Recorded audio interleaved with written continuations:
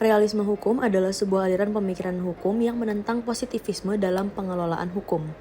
Positivisme berpegang teguh pada logika dan aturan tertulis, sedangkan realisme hukum lebih fokus pada kenyataan sosial yang dihadapi. Realisme hukum menawarkan cara pandang yang lebih pragmatis dan realistis dalam memahami dan mengelola hukum. Realisme hukum menekankan pentingnya realitas sosial dan peran hakim dalam menciptakan hukum yang adil dan bermanfaat bagi masyarakat.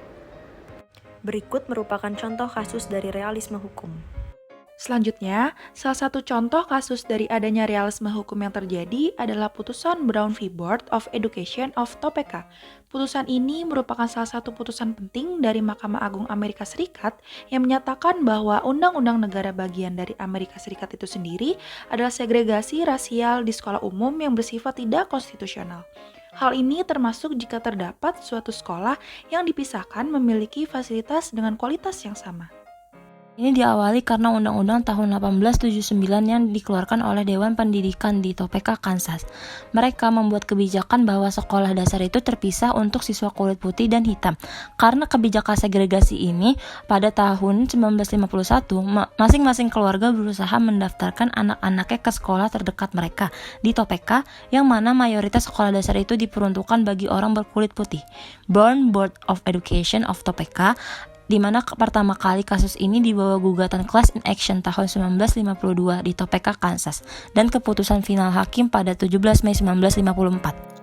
Pada kasus ini, awalnya para hakim berbeda pendapat mengenai cara mengatur segregasi sekolah, dan Ketua Hakim Fred and Vinson berpendapat bahwa putusan Plessy harus tetap berlaku.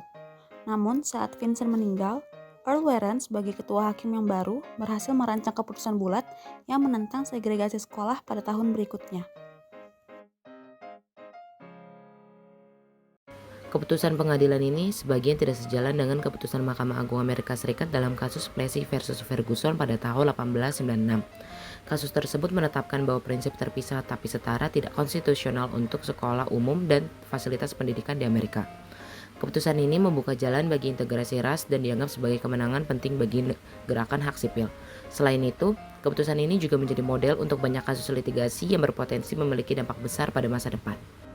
Dalam keputusan Mahkamah Agung tersebut, dapat disimpulkan bahwa doktrin separate but equal tidak lagi berlaku di bidang pendidikan. Segregasi rasial di sekolah-sekolah adalah tidak konstitusional karena mengakibatkan ketidaksetaraan yang tidak dapat diterima.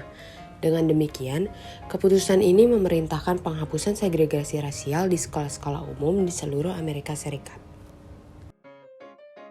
Adanya kasus Brown v. Board ini dengan kita melihat putusan Mahkamah Agung pada tahun 1896 oleh Hakim Plessy v. Ferguson yang menyatakan separate but equal.